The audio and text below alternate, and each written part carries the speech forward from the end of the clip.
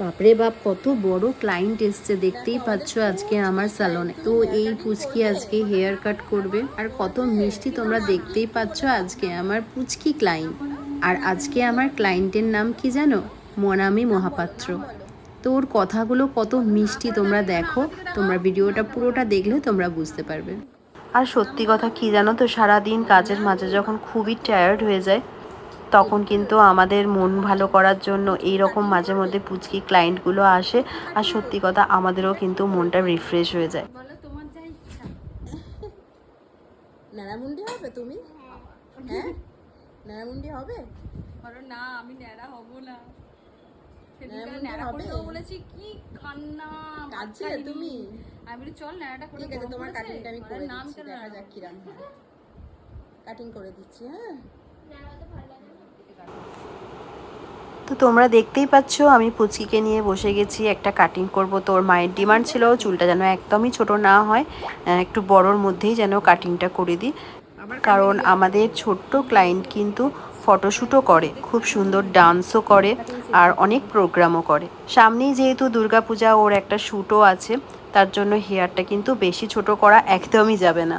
তো তোমরা দেখতেই পাচ্ছ কাটিংটা আমি স্টার্ট করেই দিচ্ছি।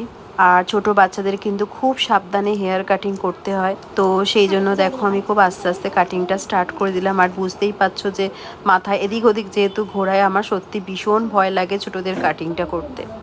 তো দেখতেই পাচ্ছ কাটিংটা একদম করে দেওয়ার পরে হেয়ারটাকে সেটও করে দিয়েছি। যেহেতু বেশি ছোট করা যাবে না, তাই জন্য আমরা এরকমভাবে কাটিংটা করেছি। কাটিংটা করে দেওয়ার পরে দেখো হেয়ারটা সেটও করে দিয়েছি। আজকে কিন্তু আমরা প্রচুর গল্প করেছি এই পুচকে মনামির সাথে। তো বলতে পারবে না যে মা পছন্দ হয়েছে মেয়ের কাটিং? দারুণ হয়েছে, পছন্দ হয়েছে?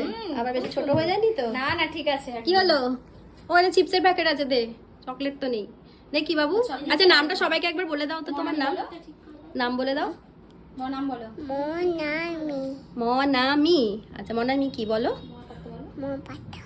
তোমার চুল কাটছি ভালো লেগেছে তো তোমার? ভালো লেগেছে? তুমি সাজবে, তুমি সাজবে এখানে? শোনো শোনো, শুধু আমি নই, আমার এখানে যারা সবাই রয়েছে সবাই কিন্তু ওকে নিয়ে ভীষণ মজা পেয়েছে। আর আমাদেরও কিন্তু সময়টা কিভাবে কেটে গেছে তোমরা দেখতেই পাচ্ছ। আমাদের পুচকিটার চুল কাটিংটা কখন হয়ে গেছে, আর ওকে কিন্তু আমরা একদমই ছাড়ছি না। ওর সঙ্গে আমরা প্রচুর প্রচুর গল্প করেছি, কারণ ও এসেছিল একদমই স্যালনটা বন্ধ হওয়ার আগে, তাই আমরাও একটু সময় পেয়ে গেছি। কারণ সারা দিন অনেক ক্লায়েন্ট ছিল, পুজোর টাইম তোমরা বুঝতেই পারছো যে কতটা আমাদের বিজি থাকতে হয়। তো যাই হোক, আজকে স্যালনে সকাল থেকে প্রচুর কাজ হয়েছে।